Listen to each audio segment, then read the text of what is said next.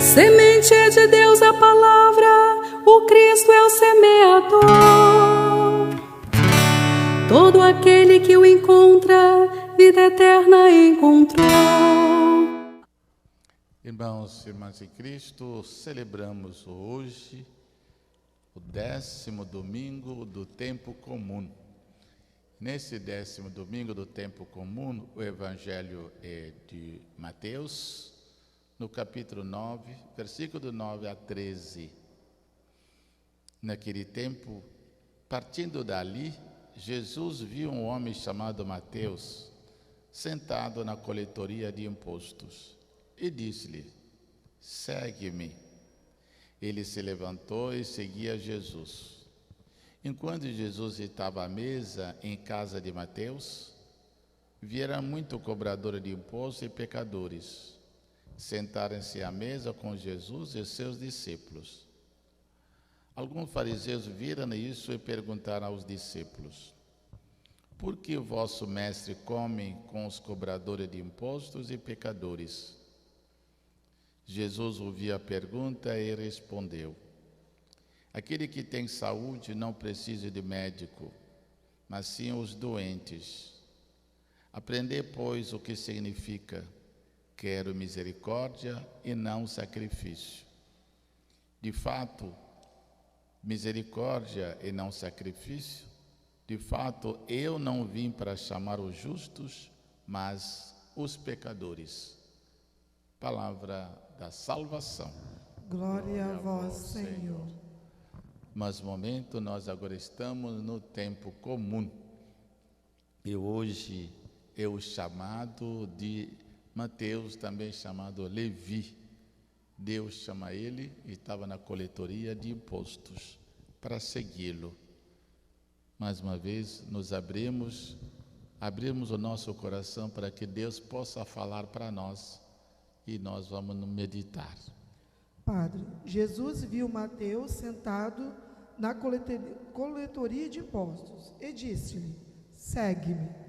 O que fez Jesus fazer esse convite a Mateus? Jesus estava precisando dos discípulos, dos seguidores.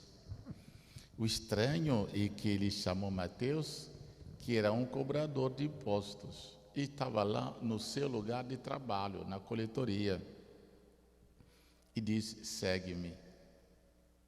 Mas não é muito estranho, porque ele estava chamando cada um segundo a sua profissão, e a intenção de Jesus é uma coisa que ninguém de nós podia saber. Por que chama um Mateus, um cobrador de imposto, que era chamado, considerado um pecador?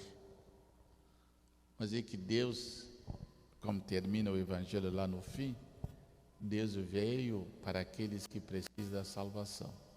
E também o pecador convertido dá mais testemunho para levar outros ainda à conversão.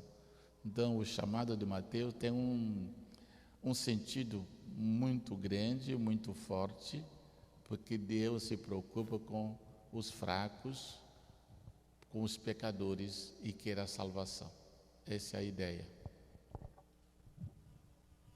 Padre, Jesus respondeu aos fariseus: aqueles que têm saúde não precisam de médico, mas sim os doentes. Quero misericórdia e não sacrifício. Por que Jesus deu essa resposta aos fariseus? Porque logo que Jesus chamou Mateus sentiu uma grande alegria, porque como ele, considerado pecador, pode ser chamado por Deus, por filho de Deus, por um profeta, por um homem de Deus.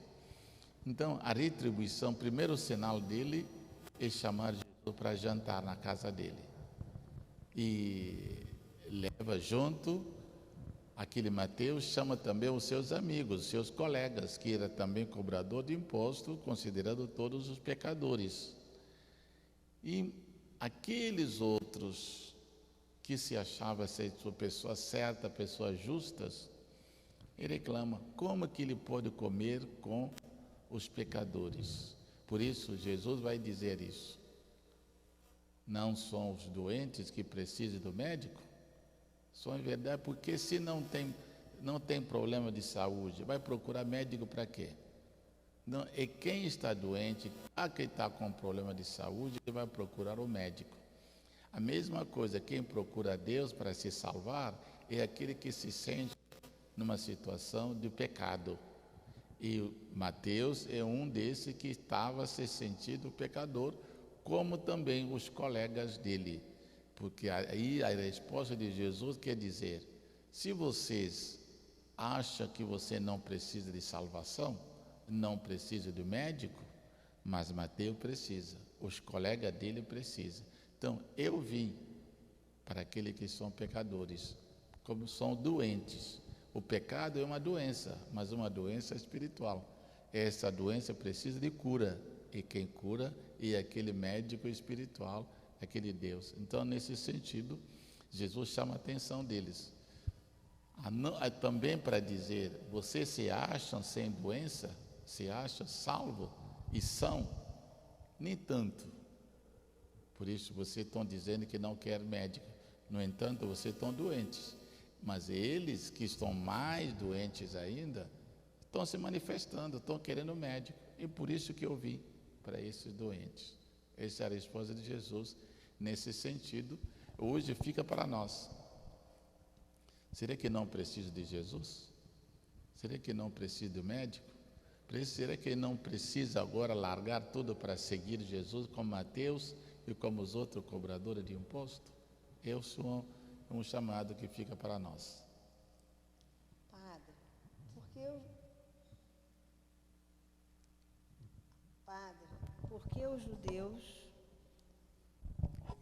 Padre, por que os judeus consideravam impuros os cobradores de impostos? Quem eram os pecadores?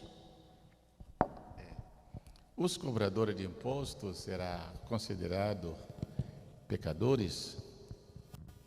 Segundo a tradição,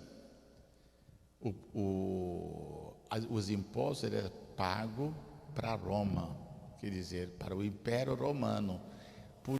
Os romanos dominavam aquela região da Palestina, era uma colônia, e os impostos iam para lá. Mas os cobradores de impostos, eles muitas vezes sabiam quanto que tinha que cobrar, mas cobrava mais do que era exigido. E o povo muitas vezes não sabia quanto que tem que pagar e pagava mais do que precisava.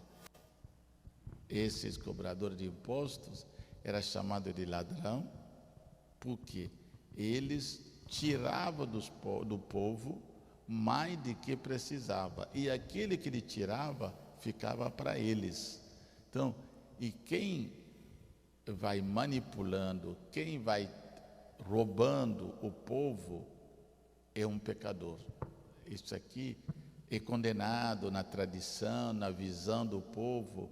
O ladrão do povo, esse não tem salvação. Então, por isso que os cobradores de impostos eram chamados assim de ladrões, de pecadores, porque o pecado é tirar do pobre, tirar do pequeno, aquele que é o seu sustento, e isso não é bom, não agrada ao coração de Deus, nem ao coração daquelas pessoas certas. Por isso eles são eram considerados como maiores pecadores e até público, porque tirava do povo a intenção dizendo que estão levando para o patrimônio, para o Estado, mas no entanto não chegava lá. Então, o que nós temos hoje nós temos um boleto de imposto de tal e de tal, e paga e vai direto no caixa do tesouro. Mas naquele tempo tinha que pagar na mão do cobrador, e ele que ia depositar quanto que precisava, e tirava aquilo que vai ficar para ele. Então estava roubando, não só o povo, mas está roubando também o Estado.